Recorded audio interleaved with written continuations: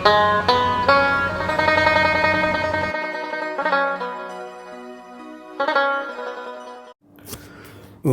नमो भगवते वासुदेवाय।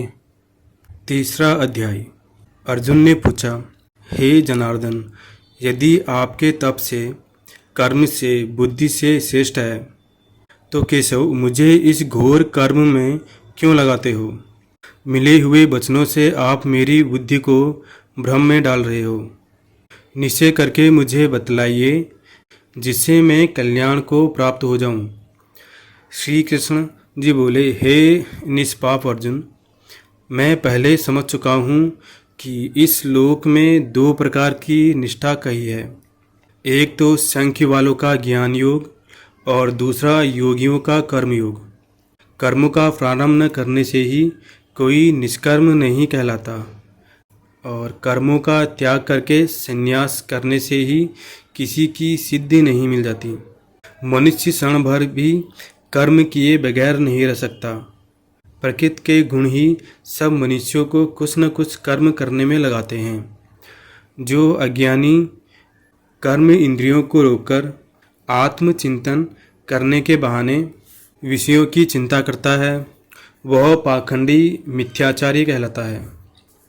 हे अर्जुन, जो इंद्रियों को मन से दमन कर विषयों में प्रवृत्त न होने देकर उनसे कार्य लेता है, वह कर्मयोग का अभ्यास कहलाता है और श्रेष्ठ कहलाता है।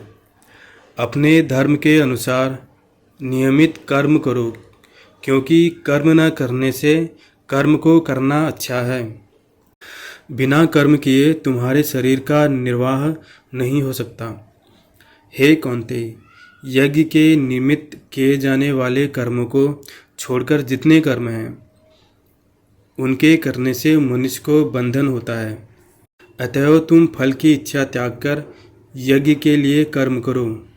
सृष्टि के आरंभ काल में ब्रह्मा जी ने यज्ञ सहित प्रजा को उत्पन्न कर प्रजा से कहा था कि यदि कर्म करके बुद्धि को प्राप्त होंगे, यही सब कर्म तुम्हारे निमित्त कामधेनु होवेंगे।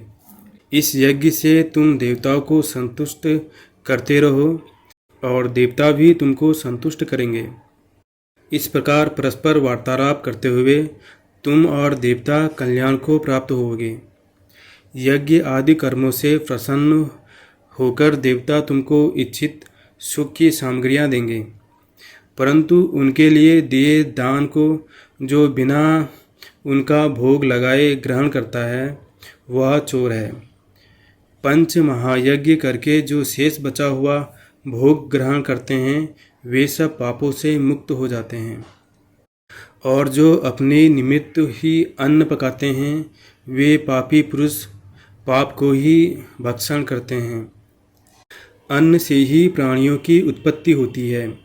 अन्न मेघ से उत्पन्न होता है, मेघ यज्ञ द्वारा जल बरसाता है और यज्ञ की उत्पत्ति कर्म से होती है। कर्म की उत्पत्ति ब्रह्मा से हुई है और ब्रह्मा अक्षर परमात्मा से। इस कारण सदा सब पदार्थों में रहने वाला जो ब्रह्मा है वह सब यज्ञों में प्रस्तुत है। हे पार्थ, इस प्रकार चलाए हुए कर्म के चक्र के अनुसार जो नहीं चलता है वह पापमय है। जो पुरुष आत्मा में ही रत रहता है और आत्मानंद अनुभव से तृप्त रहता है, उसे कुछ भी कार्य शेष नहीं। वह कोई कर्म करे या न करे, उसको कोई प्रयोजन अथवा लाभ नहीं है, और किसी प्राणी से अपना लाभ कराने को भी उसे कोई आवश्यकता नहीं।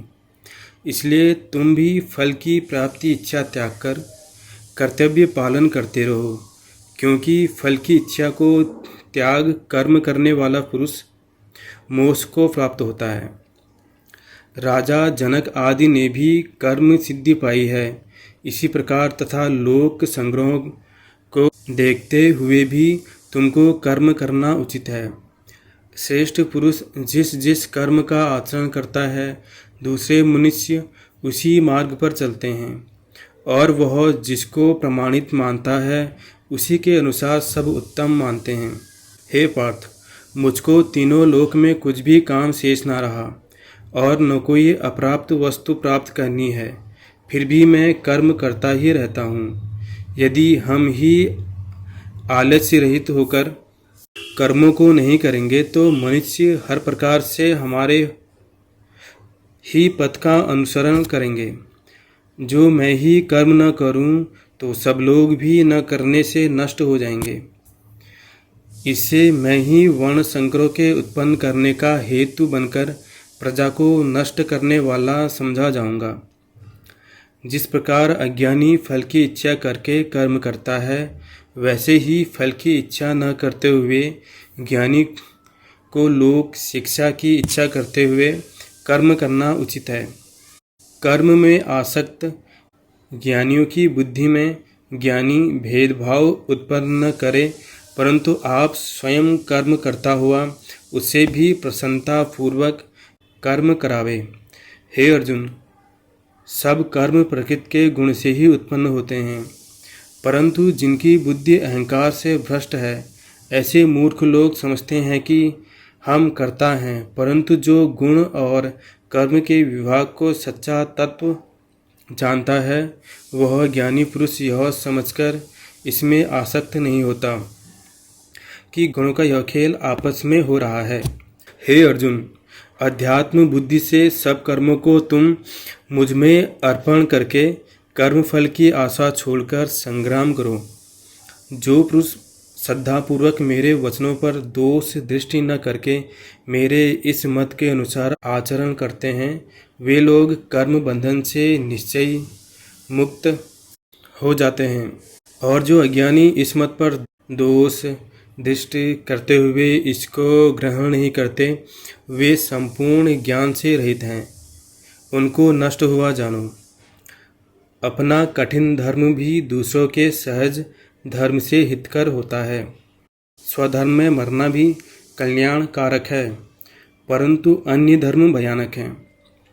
अर्जुन बोले, हे श्री कृष्ण, पुरुष को पाप करने की इच्छा न होते हुए कौन उसे बलात् पाप के मार्ग पे प्रवृत्त करता है।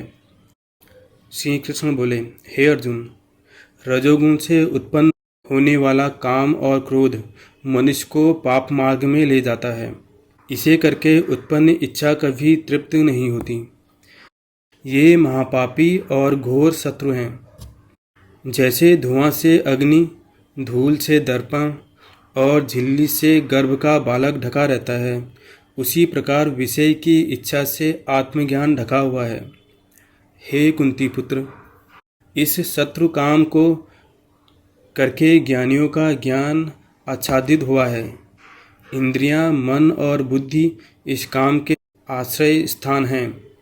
इनके सहारे विषय इच्छा ज्ञान को आच्छादित करके जीव को मोहित कर लेता है। अतएव तुम सर्वप्रथम इंद्रियों को वश में करके ज्ञान और विज्ञान को नष्ट करने वाले इस पापी काम को जीतो। कहते हैं कि इंद्रियां प्रबल हैं और इंद्रियों से भी प्रबल मन है। इस प्रकार जो बुद्धि से परे है, उस आत्मा को जानकर निश्चयात्मक बुद्धि द्वारा मन को निश्चल करके, हे महाबाहो, तुम उस दुधर शत्रु काम को जीत लो।